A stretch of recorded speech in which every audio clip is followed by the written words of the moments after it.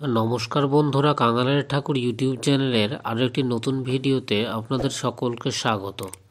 হিন্দু ধর্মে অমাবস্যা তিথিকে স্নান, দান এবং পুজোর দিক থেকে অত্যন্ত গুরুত্বপূর্ণ বলে মনে করা হয়। মাঘ মাসের অমাবস্যাকে বলা হয় মৌনী অমাবস্যা। অনেক জায়গায় একে মাঘী অমাবস্যাও বলা হয়। মৌনী অমাবস্যায় গঙ্গা স্নানের পাশাপাশি ভগবান বিষ্ণুর পূজা করা হয়। কথিত আছে যে এই দিনে একটি নীরব উপবাস পালন করা হয় এবং সেই কারণেই এই অমাবস্যার নামকরণ করা হয়েছে মৌনী অমাবস্যা। আজকের এই ভিডিওতে আপনাদের জানাবো 2025 সালের মৌনী অমাবস্যার তিথি কবে পড়েছে, অমাবস্যা তিথি কখন শুরু এবং কখন শেষ, মৌনী অমাবস্যা তিথির তাৎপর্য কী রয়েছে, স্নান ও দানের গুরুত্ব কী রয়েছে, মৌনী অমাবস্যার ব্রত ও পূজা পদ্ধতি, পিতৃদোষ এবং কালসর্প দোষের প্রতিকার। ভিডিওটি স্কিপ না করে সম্পূর্ণ দেখুন।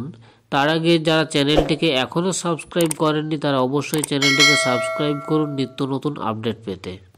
হিন্দু ক্যালেন্ডার অনুসারে 2025 সালের মাঘ মাসের অমাবস্যা তিথি শুরু হবে 28শে জানুয়ারি 2025 সাল মঙ্গলবার, বাংলা 14ই মাঘ 1431 সন্ধ্যা 7টা 35 এবং অমাবস্যা তিথি শেষ হবে 29শে জানুয়ারি 2025 সাল বুধবার, বাংলা 15ই মাঘ 1431 সন্ধ্যা 6টা 05 উদয় তিথি অনুযায়ী দেখা হলে 29শে জানুয়ারি অমাবস্যা পুজো এবং উপোস পালন করা হবে।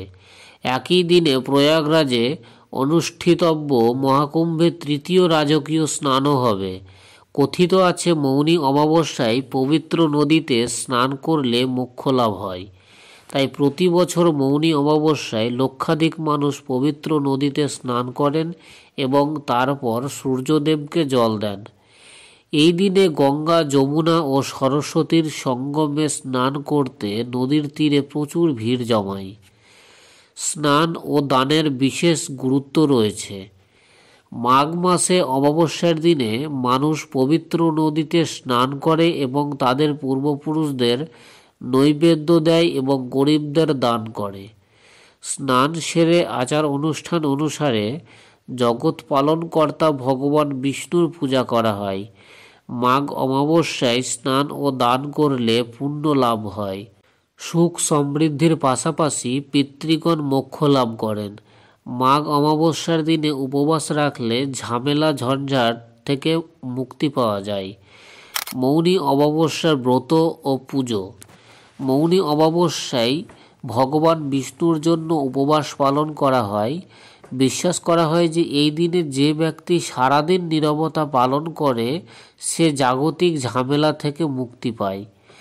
একই দিনে ব্যক্তিকে সূর্যোদয় থেকে উপোস শুরু পর্যন্ত নীরবতা পালন করতে হবে।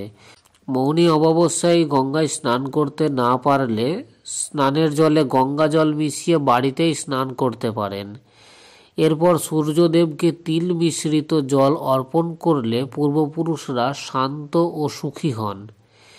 এই দিনে আমিষ ও তামসিক খাবার পরিহার করা উচিত। এই দিনে দান করলে বহু প্রজন্ম মোক্ষ লাভ করে। এটি বিশ্বাস করা হয় যে অমাবস্যার সমস্ত তিথির মধ্যে মৌনী অমাবস্যাকে অত্যন্ত গুরুত্বপূর্ণ অমাবস্যা হিসেবে বিবেচনা করা হয়। এই বিশেষ অনুষ্ঠানে নীরব থাকা অত্যন্ত শুভ। মৌনী অমাবস্যার দিনে পবিত্র নদীতে স্নান করলে ফল লাভ হয়। এই দিনে ভগবান বিষ্ণুর ভক্তি সহকারে পূজা করা হয় এবং দান করা হয়। এমনটা বিশ্বাস করা হয় যে মৌনী অমাবস্যার দিনে দান করলে পূর্বপুরুষরা মোক্ষ লাভ করেন।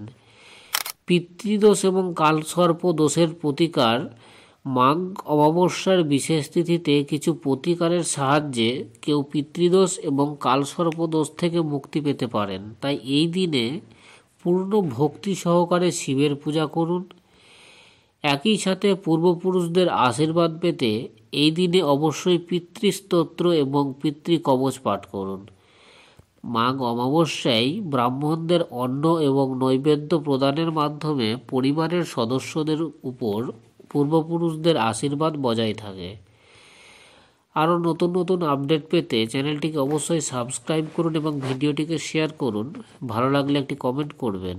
ধন্যবাদ।